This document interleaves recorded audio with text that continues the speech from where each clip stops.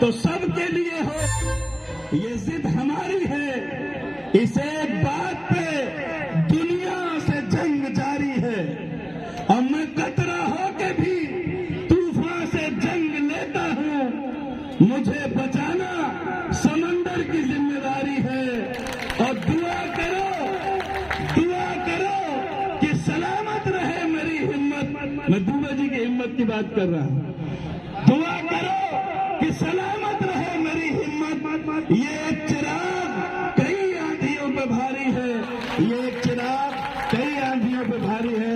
आवाज दे रहा हूं हमारे सरपरस्त, हमारे रूहे रवा, हमारे संरक्षक जनाब शैलेंद्र दुबे जी को कि आए और संबोधित करें। जनाब शैलेंद्र दुबे जी। इंकलाब जिंदाबाद, इंकलाब जिंदाबाद, जिंदाबाद जिंदाबाद, इंकलाब जिंदाबाद, जिंदाबाद जिंदाबाद। करूंगा सभी साथियों जो पीछे खड़े हैं यहाँ सामने आ जाए, आ जाइए, सब लोग बैठ जाइए। जो साथी पीछे खड़े हैं सबसे निवेदन है, मेरा प्रार्थना है यहाँ आए। सत्याग्रह है, सत्याग्रह बैठ के ही होगा, खड़े खड़े नहीं होगा।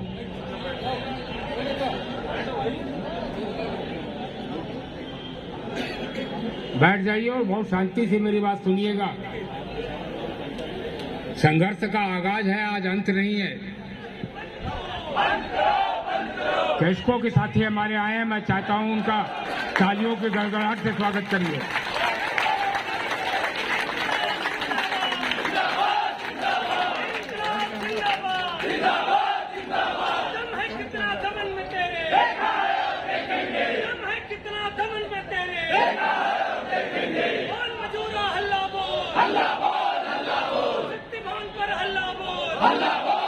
तानाशाही बंद करो, बंद करो, बंद करो। निजीकरण मुर्दाबाद, मुर्दाबाद, मुर्दाबाद। इंकलाब जिंदाबाद, जिंदाबाद, जिंदाबाद। निजीकरण नहीं चलेगा, नहीं चलेगा, नहीं चलेगा। निजीकरण मुर्दाबाद, मुर्दाबाद, मुर्दाबाद। इंकलाब जिंदाबाद, जिंदाबाद, जिंदाबाद। तानाशाही बंद करो, बंद करो, बंद करो। पुरानी पेंशन बहाल करो, बहाल करो, बहाल करो। इंकलाब जिंदाबाद, जिंदाबाद, जिंदाबाद। संघर्ष समिति जिंदाबाद, जिंदाबाद, जिंदाबाद। तानाशाही बंद करो, बंद करो, बंद करो। इंकलाब जिंदाबाद, जिंदाबाद, जिंदाबाद। आवाज दो, आवाज दो, आवाज दो। संघर्ष समिति जिंदाबाद, जिंदाबाद, जिंदाबाद। इंकलाब जिंदाबाद, जिंदाबाद, जिंदाबाद। इंकलाब जिंदाबाद, जिंदाबाद। मैं केस्को के साथियों से अनुरोध करता हूं, सब लोग बैठ जाइए, बैठ जाइए। सभा शुरू हो चुकी है, बैठ जाइए आप लोग। आइए बात कीजिए, बैठिए आप लोग। विद्युत कर्मचारी शांत होकर जिसको मेरी बात सुनिए, सब लोग अपना स्थान ले। विद्युत कर्मचारी संयुक्त संघर्ष समिति के सभी श्रम संघों के और सेवा संगठनों के सभी सम्मानित पदाधिकारीगण, अध्यक्ष, महासचिव, महामंत्री और सभी उपस्थित, शुरू हो चुकी है औपचारिक रूप से। अब कोई शांति से सुनिए मेरी बात। संघर्ष समिति के सभी समस्त सम्मानित पदाधिकारीगण और मित्रों, विद्युत कर्मचारी संयुक्त संघर्ष समिति ने 27 अक्टूबर को एक नोटिस दिया था और उस नोटिस के जरिए ऊर्जा निगमों के शीर्ष प्रबंधन के मनमानेपन, स्वेच्छाचारीपूर्ण रवैये, दमनात्मक रवैये और जो कार्य का वातावरण दूषित कर रखा है पूरे प्रदेश में, उसके प्रति सरकार का ध्यानाकर्षण कराते हुए बिजली कर्मियों की वर्षों से लंबित कुछ न्यायोचित समस्याओं को भी हमने उसमें लिखा था। बड़ा दुख हो रहा है आज मुझे। 27 अक्टूबर के बाद आज 17 नवंबर है, पूरे 3 सप्ताह गुजर गए हैं, 21 दिन गुजर गए हैं और 21 दिन में पावर कॉर्पोरेशन प्रबंधन ने, चेयरमैन ने विद्युत कर्मचारी संयुक्त संघर्ष समिति से वार्ता करना भी जरूरी नहीं था। यह प्रबंधन और कर्मचारी तो एक रथ के 2 पहिए होते हैं। मैं तो आज तक यही समझता था, एक पहिया चल रहा है और दूसरा पहिया अगर वार्ता करना भी जरूरी नहीं समझ रहा तो वह तो ठहर गया। अगर एक पहिया चल रहा है और एक पहिया जाम हो गया है तो ऊर्जा निगमों के प्रबंधन का यह रथ कैसे पूछना चाहता, क्या करना चाहिए? रथ का जो पहिया जाम हो गया है उसको निकाल के बदल देना है। यह लोकतांत्रिक व्यवस्था है। प्रबंधन और कर्मचारी रथ के दो पहिए होते हैं। उनके स्वेच्छाचारी रवैये पर हमारे साथी बहुत सी बातें कहेंगे।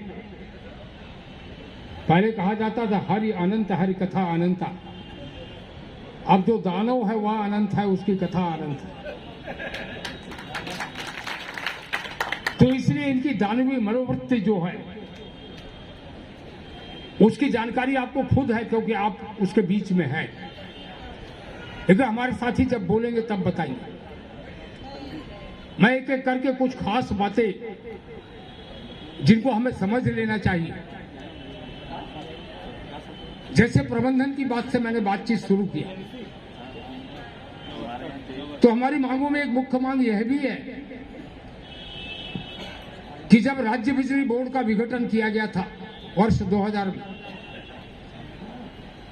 तो एक एग्रीमेंट हुआ था बिजली कर्मचारियों के साथ, और यह असाधारण एग्रीमेंट है, मामूली एग्रीमेंट नहीं है। जानते हैं उस एग्रीमेंट में सामने कौन पक्ष बैठा था? स्वयं माननीय मुख्यमंत्री बैठे थे, राम प्रकाश जी पूरी रात बैठे रहे थे, पूरी मंत्रिपरिषद बैठी थी, चीफ सेक्रेटरी बैठे थे, कम से कम 1 दर्जन प्रिंसिपल सेक्रेटरी बैठे थे।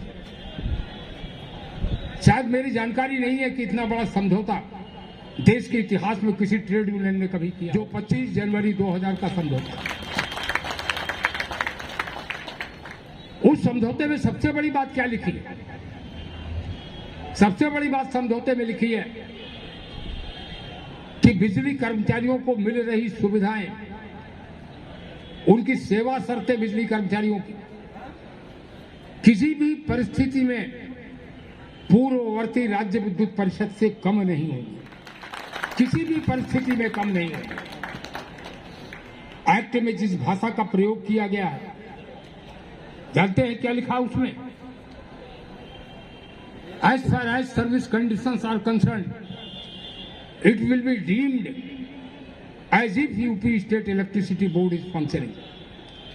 जहां तक कि सेवा शर्तों का मामला है, माना जाएगा कि मानो कि राज्य विद्युत परिषद काम कर रहा है।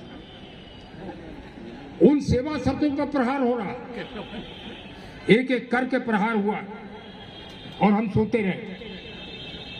आज वह जागरण प्रारंभ हुआ, इसलिए मैं कुछ बातों की चर्चा आपके सामने रखना चाहता हूं।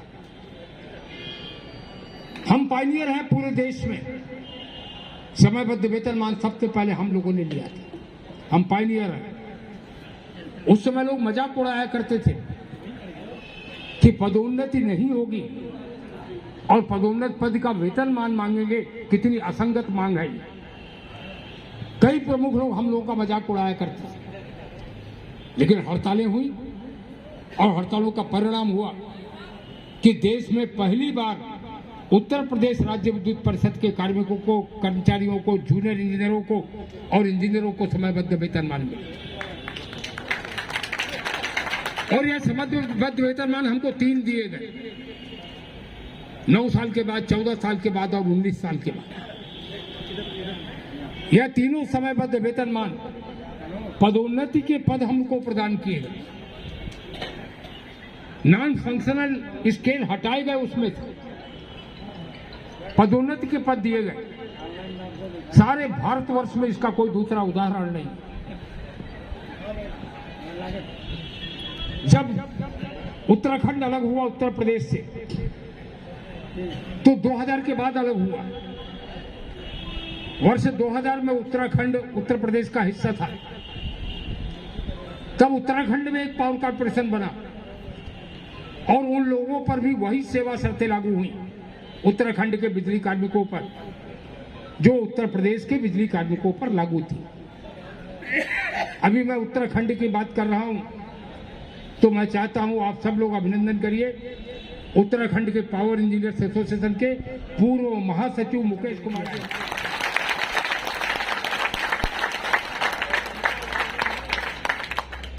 ये अभियंता संघ के जनरल सेक्रेटरी, पिछले जनरल सेक्रेटरी थे वो। तो उत्तराखंड के कर्मचारियों को भी पदोन्नत पद के वेतनमान मिलने लगे, लेकिन जब 7वां वेतन आयोग आया तो उत्तराखंड की सरकार ने उत्तराखंड के बिजली कार्मिकों को कहा कि चूंकि 7वां वेतनमान मिल रहा है इसलिए पदोन्नत पद का वेतनमान आपको नहीं देंगे। 9 साल, 14 साल, 19 साल में भी नहीं देंगे। और उत्तराखंड में कर दिया गया 10 साल, 20 साल और 30 साल, और यह कर दिया गया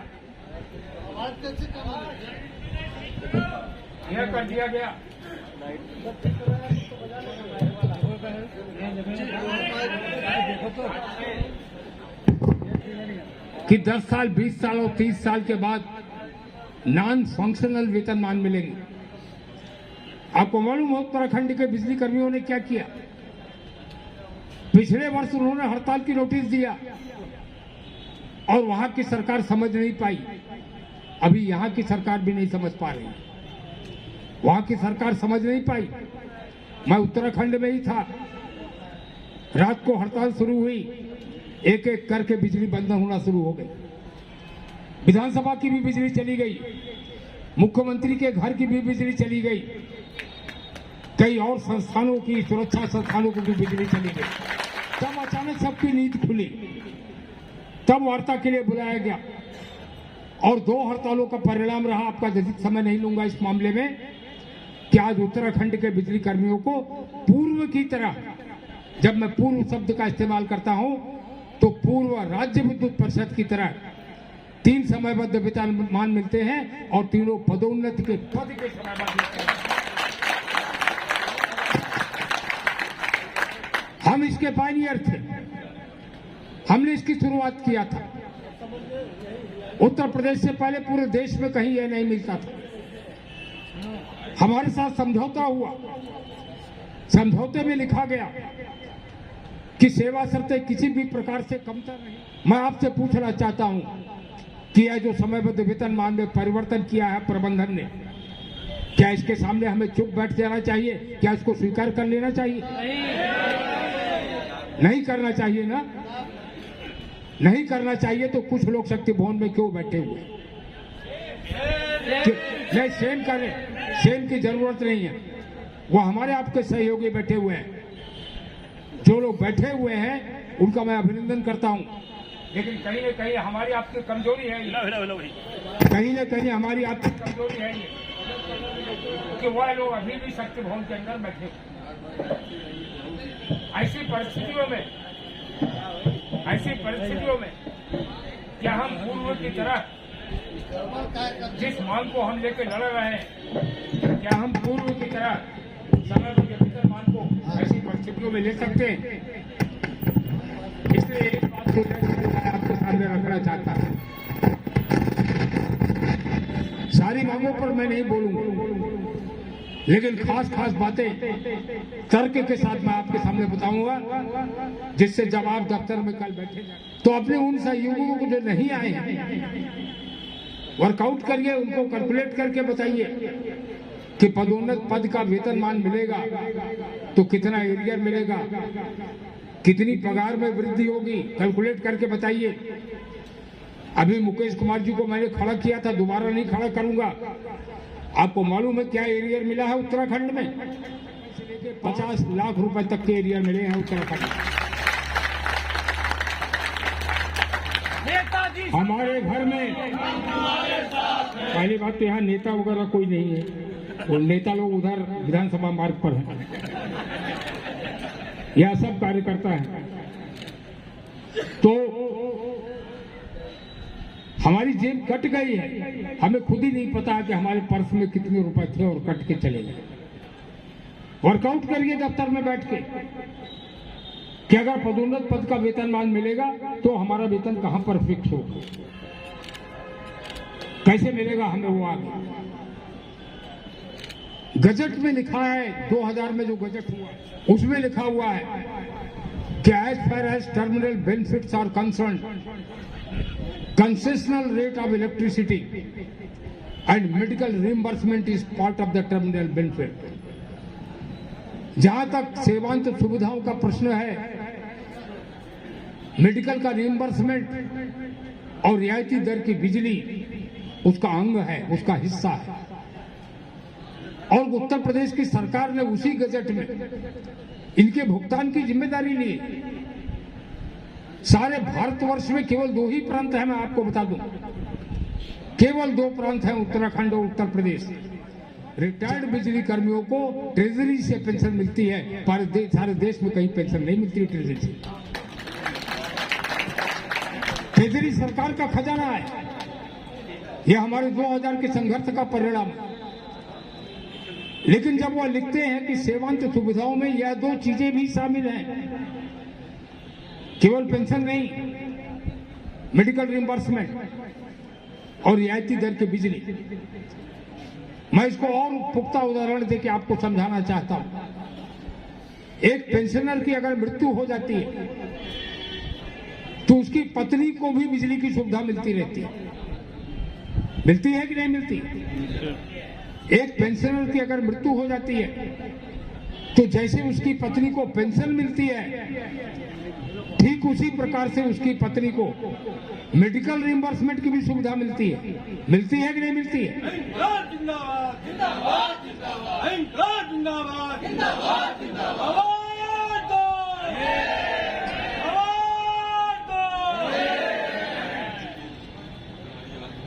तो यह हमारे लिए अधिकार है, जीवन भर का अधिकार है।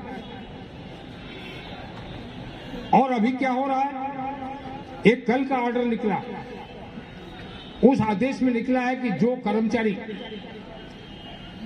रियायती दर की बिजली की सुविधा का भुगतान भी कर रहे हैं, गौर से सुनिएगा, रियायती दर की बिजली की सुविधा का भुगतान भी कर रहे हैं, लेकिन उन्होंने अपना लेजर का नंबर नहीं लिखा है पे बिल पर, उनकी तनख्वाह रोक दी है। पढ़ा आपने ऑर्डर? जब हमने कहा स्वेच्छाचारी रवैया है शीर्ष प्रबंधन का, चेयरमैन, इसी को स्वेच्छाचारिता कहते हैं।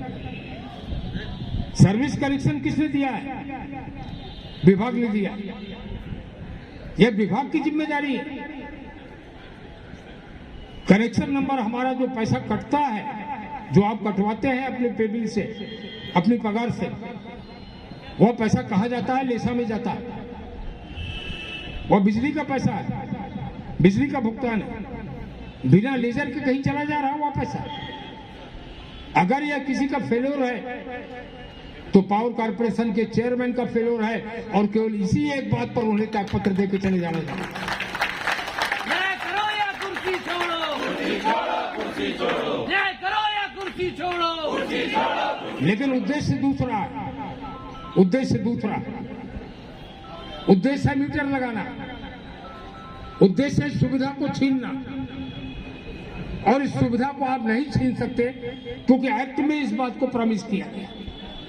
मैं अपनी बात यहीं से प्रारंभ किया था, मैंने अपनी बात कि यह समझौता माननीय मुख्यमंत्री से हुआ है, पूरी मंत्रिपरिषद से हुआ है, 1 दर्जन प्रिंसिपल सेक्रेटरी बैठे थे, उनके साथ ये समझौता हुआ, कई मिनिस्टर्स बैठे थे, उनके साथ ये समझौता हुआ, और उससे आप पीछे हट रहे हैं। वार्ता की मेज पर बैठिए, क्या करना चाहते हैं हम आपको बताएंगे इसके संबंध में। 6000 यूनिट बिजली फ्री मिलती है मेंबर पार्लियामेंट को, 3000 यूनिट बिजली फ्री मिलती है विधानसभा के सदस्यों को, और बिजली कर्मी जो लोग जहां काम करते हैं वहां की चीजें उनको रियायती दर पर मिलती है। बिजली कर्मी तो बिजली पैदा कर रहा है, अन्य जगहों पर भी लोग काम करते हैं, अपनी जान को जोखिम में नहीं डालते। बिजली कर्मचारी बिजली को पैदा कर रहा है, बिजली का पारेषण कर रहा है, बिजली का वितरण कर रहा है, और अपनी जान को जोखिम में डाल के कर रहा है। यह ध्यान देने वाली बात है। इसलिए मैं विनम्रता पूर्वक आज यहां कहना चाहता हूं कि रियायती बिजली की सुविधा हमें मांग में अपने मांग पत्र में मजबूर होकर लिखना पड़ा। कम से कम इस मांग के लिए गजट का, एक्ट का उल्लंघन करके इस मांग के लिए आप हमें संघर्ष करने के लिए मजबूर मत करिए। यह सरकार की विश्वसनीयता पर सवाल खड़ा करेगा और बिजली कर्मी तो इसको हासिल करके ही रहेंगे, इसमें कोई संदेह नहीं।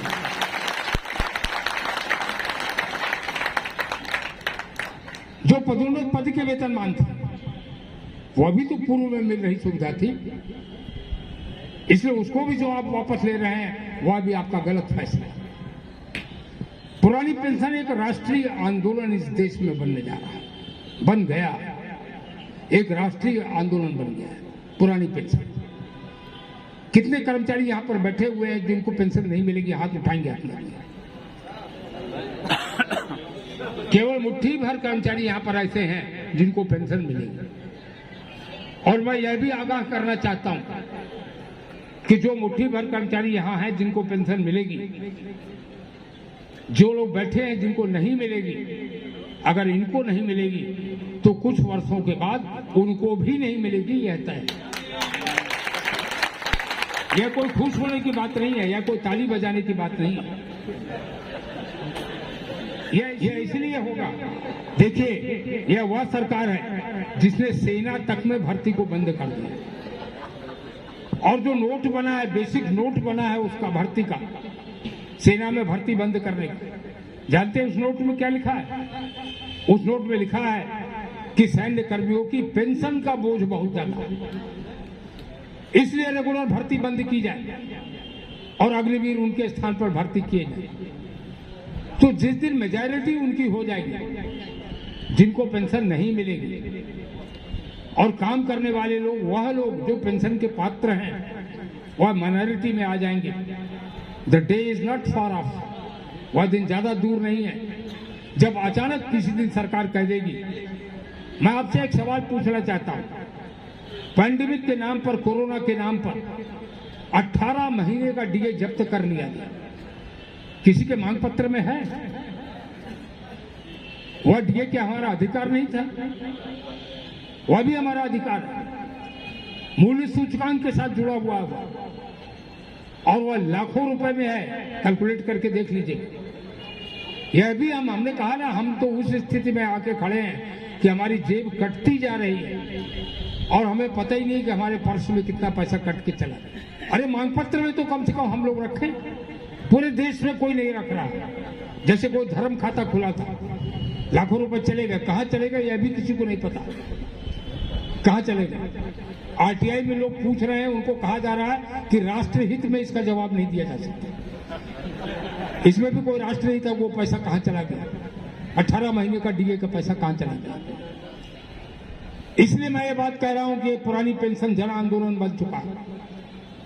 बिजली कर्मचारी संघर्ष में हर क्षेत्र में हमेशा अग्रणी रहे हैं। पुरानी पेंशन को जन आंदोलन बनाइए।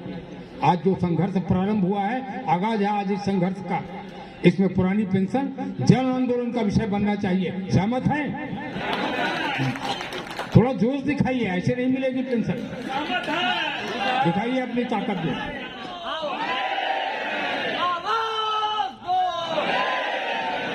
हमेशा कोई ना कोई चीज सामने आ जाती है, कभी इसका निजीकरण, कभी उसका निजीकरण, और वेतन निसंगतियां किनारे चली जाती है। आपस में लड़ रहे हैं लोग वेतन निसंगतियों के नाम। यद्यपि मैं महसूस करता हूं, मेरा अनुभव है कि पदोन्नत पद के वेतनमान मिल जाने से तमाम प्रकार की विसंगतियों का समाधान अपने आप हो जाएगा। जो बचेंगी, हम सब लोग साथ बैठे हैं, जो आपके सामने बैठे हैं, और हम आपको भरोसा दिलाते हैं, हम सब लोग मिल बैठ के उनका आपस में उन पर सामंजस्य बनाएंगे, सहमति बनाएंगे, और उनका भी हम आपके लिए समाधान कराएंगे। अभी कोई तीज त्योहार आता है, कोई तीज त्योहार आता है। अभी मैं कल देख रहा था, बड़ा अजीब सा ट्वीट था, पावर कॉर्पोरेशन का ट्वीट था कि बिजली कर्मियों को डीए मिला। अजीब बात है। दिवाली के पहले एक समाचार आया कि माननीय मुख्यमंत्री ने सभी को बोनस बांट दिया, कर्मचारियों की पौ बारा। हम तो उस पौ 12 में नहीं थे, ना पौ में थे, ना 12 में थे। कितने साल से बिजली कर्मियों को बोनस नहीं मिला यह भी किसी को पता नहीं, इसलिए यह भी हमारे मांग पत्र का एक हिस्सा है।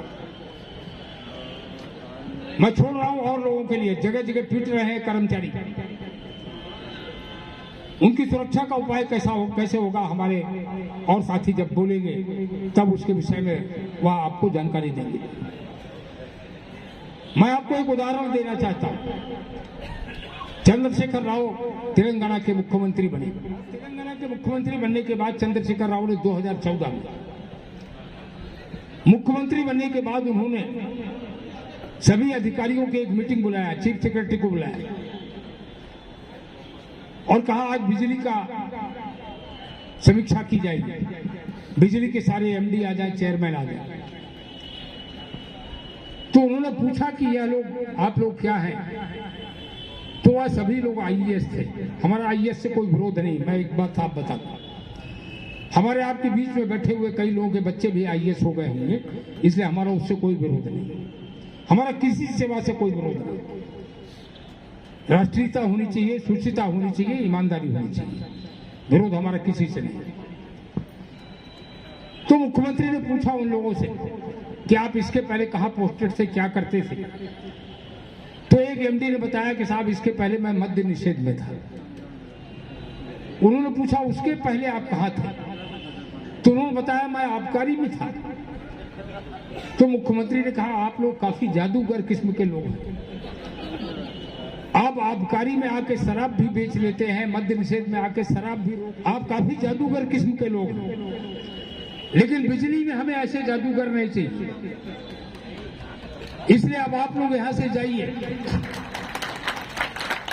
तेलंगाना अकेला प्रदेश है, भारत का अकेला प्रदेश है जहां ऊर्जा निगमों में एक भी आईएएस अधिकारी तैनात नहीं है। सबको उन्होंने निकाल दिया, तेलंगाना के मुख्यमंत्री। लेकिन हम तो यह चाहते हैं कि जब राज्य बिजली बोर्ड तोड़ा गया था,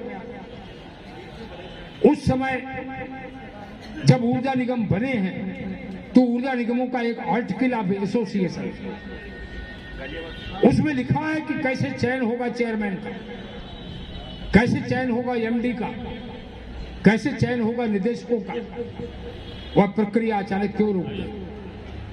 जो पुराने लोग हैं मैं उनको याद दिलाना चाहता हूं, नए लोगों को बताना चाहता हूं कि वर्ष 2000 में जब नए चेयरमैन बने उस समय 4 कॉर्पोरेशन बने थे, पावर कॉर्पोरेशन, उत्पादन निगम, जल विद्युत निगम और केस्को। और इन चारों कॉर्पोरेशन में जब चेयरमैन बने, सीएमडी जब तैनात किए गए, तो जो लिखा है आर्टिकल ऑफ एसोसिएशन उसी के अनुसार एक कमेटी बनी, चीफ सेक्रेटरी की अध्यक्षता में इंटरव्यू हुए, बाकायदा एडवर्टाइज किया गया और उसके बाद सिलेक्शन हुआ। पावर कॉर्पोरेशन के पहले चेयरमैन आर.के. नारायण थे, जो पीजीसीआईएल के भी चेयरमैन रहे। उत्तर प्रदेश के बहुत ही उच्च कोटि के तकनीकी विशेषज्ञ थे, यहाँ के चीफ इंजीनियर हमारे, वो हमारे पहले चेयरमैन बने थे, चयन से बने थे। उत्पादन निगम के पहले चेयरमैन ON सक्सेना साहब थे, बहुत ही उच्च कोटि के अभियंता, वह चयन से बने थे। जल विद्युत निगम के पहले चेयरमैन इंजीनियर SN अग्रवाल बने थे, वह चयन से बने थे। और केस्को के पहले सीएमडी विष्णु अवतार चतुर्वेदी बने थे, वह चयन से बने थे। याद है ना केस्को के लोगों को? याद है ना आप लोगों को? यह सब चयन से बने थे। उसके बाद जब 2003 में 4 कंपनियां और, पश्चिमांचल, पूर्वांचल, दक्षिणांचल और मध्यांचल, तब इनके जो एमडी बने वह भी चयन से बनाए गए। मध्यांचल में उदय नारायण साहब एमडी बने थे, याद है ना सबको यह बात? चयन से बने थे। एक इंजीनियर एमडी बना, वहां से आए थे मुंबई से, वर्मा जी, वह पूर्वांचल के चेयरमैन बने थे, जिनका एक हाथ नहीं था। यहाँ के चेयरमैन बने दक्षिणांचल के कृपाल सिंह, वह भी इंजीनियर थे।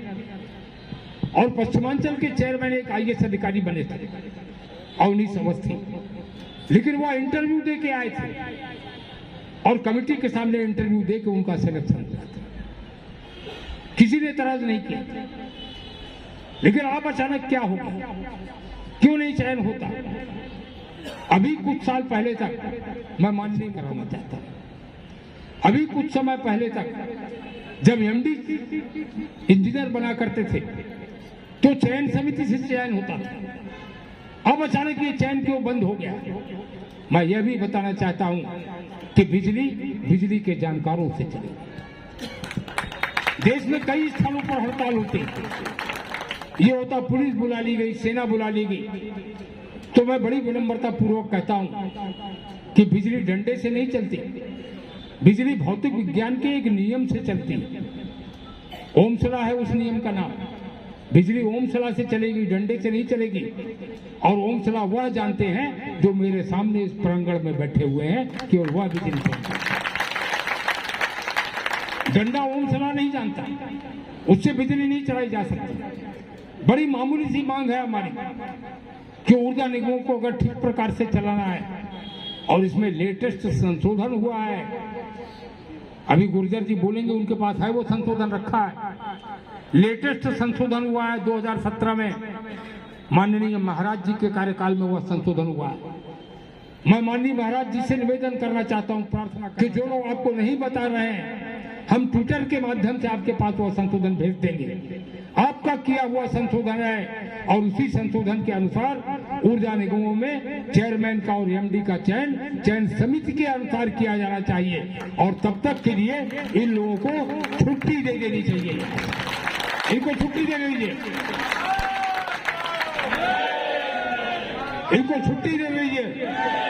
हमें कोई दिक्कत नहीं है अपर मुख्य सचिव ऊर्जा को चार्ज दे दिया जाए, हमें कोई दिक्कत नहीं है। लेकिन जब तक चयन नहीं होता, सहमत है आप मेरी बात, चयन नहीं होता, जो लोग भी यहाँ बैठे हुए हैं बिना चयन के, उनको विदा करिए यहाँ से ससम्मान, जाए यहाँ से, छुट्टी ले लें, जाए यहाँ से। न्याय करो या कुर्सी छोड़ो, कुर्सी छोड़ो, कुर्सी छोड़ो, न्याय करो या कुर्सी छोड़ो, कुर्सी छोड़ो, कुर्सी छोड़ो। यह दुर्भाग्यपूर्ण है कि हमें मांग करनी पड़ रही है। यह सरकार का नियम, सरकार के बनाए हुए नियम है, सरकार के बनाए हुए कानून, और उन्हीं का पालन नहीं हो रहा। एक और काम किया तेलंगाना के मुख्यमंत्री, उन्होंने पूछा कि यहाँ संविदा पर कितने लोग काम करते हैं। उनको बताया गया 23,000 लोग संविदा पर काम करते हैं। संविदा का काम का मतलब होता है कैजुअल काम, जैसे हम लोग अपने घर में दीपावली के पहले पुताई कराते हैं तो संविदा पर करवाते हैं ना, मजदूर को ले आते हैं चौराहे से, करवा लेते हैं उससे काम। दीपावली खत्म हो जाती है, उसको पैसा देकर छुट्टी कर देते हैं।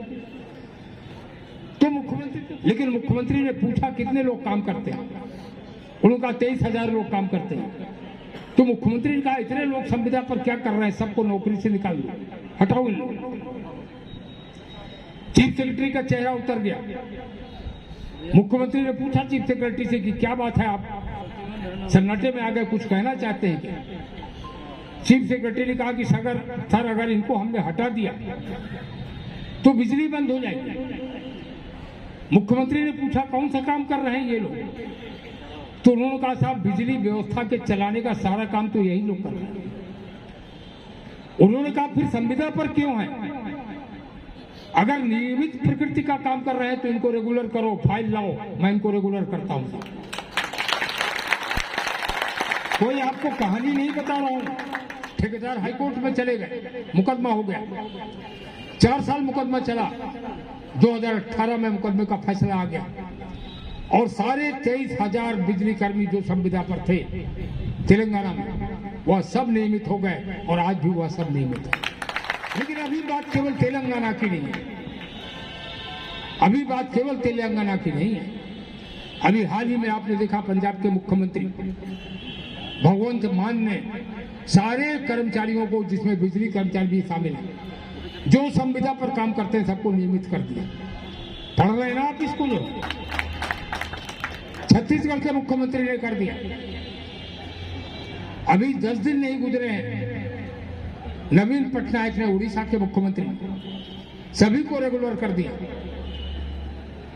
मैं कहना चाहता हूं हमारे जो लोग भी हैं, मैं ऐसे चाहूंगा हाथ उठाएं, संविदा के कितने लोग हैं यहाँ पर? बहुत थोड़े लोग। यह अच्छी बात नहीं है। मैं सभी से अनुरोध करूंगा, खुद अपने आप से भी करना हो अनुरोध कि संविदा के कर्मचारियों की इतनी बड़ी मांग हमने अपने मांग पत्र में लिखा है, संविदा के कर्मियों को यहाँ आना चाहिए। वो निर्भय हो क्या है, आज संघर्ष की शुरुआत है, कोई बात नहीं, लेकिन निर्भय हो क्या है। अब ये कोई सपना नहीं है, यह हकीकत है। तेलंगाना में, दिल्ली में, पंजाब में, छत्तीसगढ़ में, उड़ीसा में सभी संविदा कर्मचारी नियमित कर दिए गए। संविदा कर्मचारियों को इस आंदोलन का हिस्सा बनना चाहिए, इसमें उनको शरीक होना चाहिए। अरे अभी तो ये लड़ाई है। अब आखिरी बात मैं आपसे कहना चाहता हूं, जब भी हमने संघर्ष किया है, एक नारा लगाते हैं हम लोग, पता नहीं उसमें दिमाग लगाते हैं कि नहीं लगाते हैं। लड़े थे, जीते थे, लड़ेंगे, जीतेंगे, यह केवल नारा नहीं है, यह एक हकीकत है। वर्ष 2000 में हम लड़े थे, 22 साल पहले हड़ताल हुई थी। एक लिटिगेशन की वजह से उत्पादन निगम अलग हो गया, बाकी सब एक ही प्रबंधन, आज भी चेयरमैन तो एक ही है। अकेला प्रदेश है, मैंने बताया, उत्तराखंड और यूपी भारत भर जहां ट्रेजरी से लोगों को पेंशन मिलती है। लेकिन पुरानी बातें आपसे नहीं करूंगा, मैं पिछले 3-4 साल की ही बात कर रहा हूं। वर्ष 2018 में यहीं पर हम लोग एकत्र होते थे, तब 5 शहरों का फ्रेंचाइजी का टेंडर हो गया, 7 जिलों के सर्विस प्रोवाइडर के नाम पर निजीकरण का टेंडर हो गया। यह कैबिनेट का डिसीजन था, उत्तर प्रदेश की सरकार की कैबिनेट का डिसीजन। लोगों की मान्यता है उत्तर प्रदेश की सरकार सामान्यतः अपने निर्णय वापस नहीं लेती, मैं भी इस बात को मानता हूं। लेकिन मैं इस बात को भी मानता हूं कि उत्तर प्रदेश उनका विराट हृदय है, वह निर्णय वापस नहीं लेते, लेकिन जब उनको पता चल जाता है कि निर्णय गलत है तो वह निर्णय वापस लेने में संकोच भी नहीं करते, और मुख्यमंत्री जी ने हम लोगों के लिए किया। वर्ष 2018 में जब हमने ध्यानाकर्षण किया, कैबिनेट ने अपना निर्णय वापस लिया। 5 शहर मामूली शहर नहीं थे, एक वाराणसी था माननीय नरेंद्र मोदी जी का शहर, एक गोरखपुर था माननीय महाराज जी का शहर, एक लखनऊ था माननीय राजनाथ सिंह जी का शहर। याद है ना आपको? वापस हुआ कि नहीं हुआ? क्यों हुआ? संघर्ष किया था हमने, इसलिए 7 जिलों का टेंडर वापस हुआ। फिर उसके बाद बात आई वाराणसी। वाराणसी डिस्कॉम के निजीकरण का फैसला। वाराणसी में तो मैंने आपको उस समय सर्कुलेट भी किया था। टाटा की कंपनी ने, दिल्ली में जो कंपनी है, उसने पोस्टिंग ऑर्डर भी इशू कर दिए थे, बिना टेंडर के पोस्टिंग ऑर्डर इशू कर दिए थे। टाटा को बता दिया गया था कि तुमको वाराणसी का काम देखना है, और लोग तैयार हो गए थे गंगा स्नान करने के लिए काशी में। टाटा के लोग बड़े खुश थे, बैठे थे। बौखला गए थे आर.के. सिंह साहब। इकोनॉमिक टाइम्स के एक चैनल में वो बौखला के कह रहे थे 6 महीने बाद फिर हो जाएगा निजीकरण, फिर हो जाएगा निजीकरण। आपा खो दिया था उन्होंने, आर.के. सिंह साहब ने अपना। लेकिन सर्वोच्च स्तर से लिया गया निर्णय उत्तर प्रदेश के बिजली कर्मचारियों की एकता के सामने, जो हमने अपनी एकता से शक्ति जगाई, उसका परिणाम रहा कैबिनेट सब कमेटी ने हमारे साथ एग्रीमेंट किया। और एग्रीमेंट करके कैबिनेट सब कमेटी ने पहली लाइन क्या लिखा है? इसी के निजीकरण का फैसला वापस लिया जाता है।